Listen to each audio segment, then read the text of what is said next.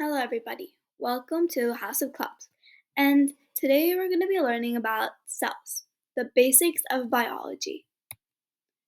So, what are cells? Cells are the most fundamental building blocks or Legos of living organisms, acting as the smallest structural and functional unit of life.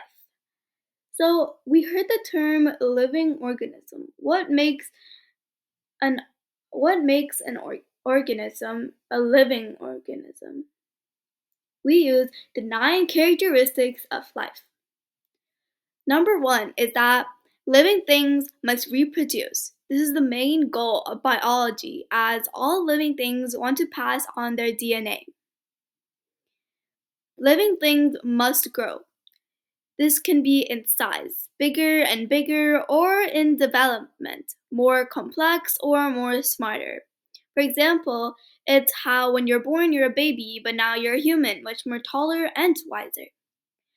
Number three, living things contain DNA, or deoxyribonucleic acid, not just in humans or animals, but in plants and bacteria, and all living things.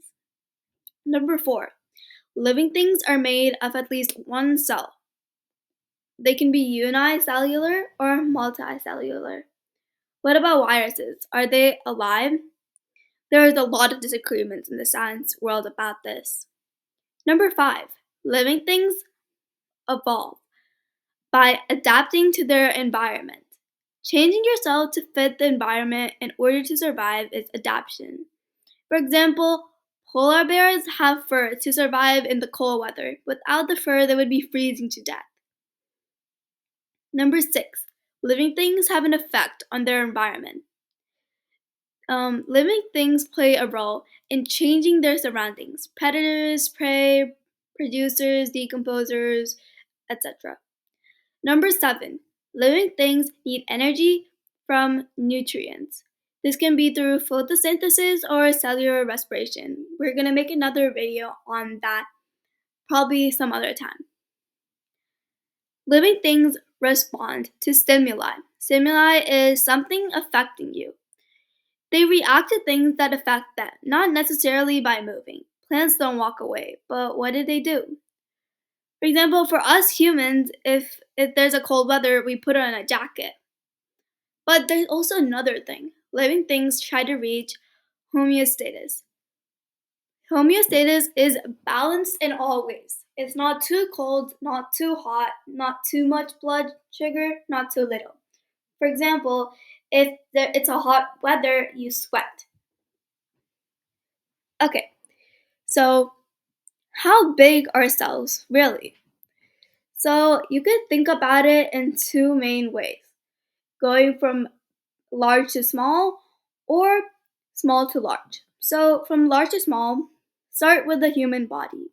In our body, we have organ systems. For example, a nervous system, a digestive system, a respiratory system. Working in those systems, we have organs such as brains, hearts, lungs, stomachs, and in those organs are special tissues such as skin, muscle, bone, cartilage tissues. Making up the tissues are cells. Now, from small to large, we have atoms, which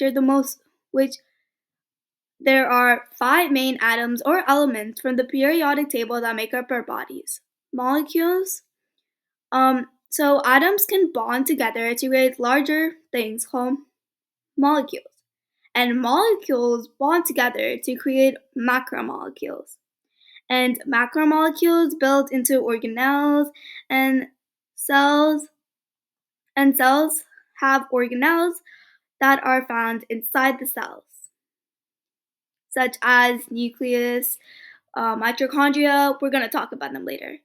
Now, the smallest thing here is atoms, but atoms are not the smallest living unit because they're an element.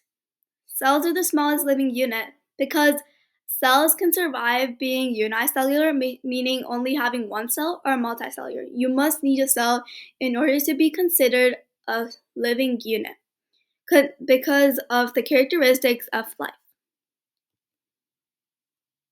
So now we're talking about the history of cells. So we have five really important people that made a huge theory. So we first have Leeuwenhoek. Leeuwenhoek made the first powerful microscope. He kept it all to himself, the idea. Next, we have Sheldon. He discovered that plants are made out of cells. Now, Schwann built it up on Sheldon's theory, saying that animals are also made out of cells. And Virchow researched medicine and cancer and bacteria and discovered that cells come from other cells. And Hooke made the first smaller microscope. And combining all their ideas made into the cell theory. The cell theory has three main statements. All cells are made out of, oh, sorry, all living things are made out of cells. Cells are the basic unit of structure and function for life. All cells come from other cells. So now we're talking about the parts of the cells. So we have two main cells, animal cell and plant cell. They have some stuff in common and the plant cell has some extra stuff. So let's talk about the stuff that are in common. We have the nucleus, the cytoplasm, the cell membrane, and the mitochondria. The nucleus contains the DNA, or the genetic material. The cytoplasm is a thick jelly like substance that holds all the organelles in place. The cell membrane controls what comes in and out of the cell like a barrier. And mitochondria is the so called powerhouse of the cell. It generates energy with cellular respiration. Now, the plant cell has three extra stuff as you can see: the cell wall, the chloroplast, and the vacuoles. So, the cell wall is a rigid layer outside the plant cell providing structure.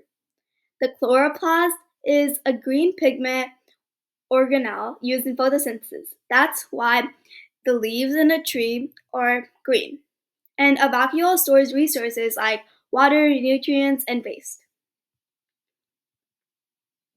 So cells can be classified as either prokaryote or eukaryote. Prokaryote is smaller, unicellular. No, they don't have any nucleus to protect the DNA. Their DNA is circular, and ribosomes are their only organelle. Ribosomes are basically the organelles that produce nutrients and basically the food for the cell. And eukaryotes are larger, they could be unicellular or multicellular. And the nucleus, and it does have a nucleus to protect the DNA. And there's all organelles, but it's a stranded DNA and not circular. Prokaryotes are basically bacteria, and eukaryotes is everything else except bacteria. Thank you so much for listening. If you have any questions, please comment it. And I want to also thank you guys for 20 subscribers and 9K views. Thank you so much. Bye.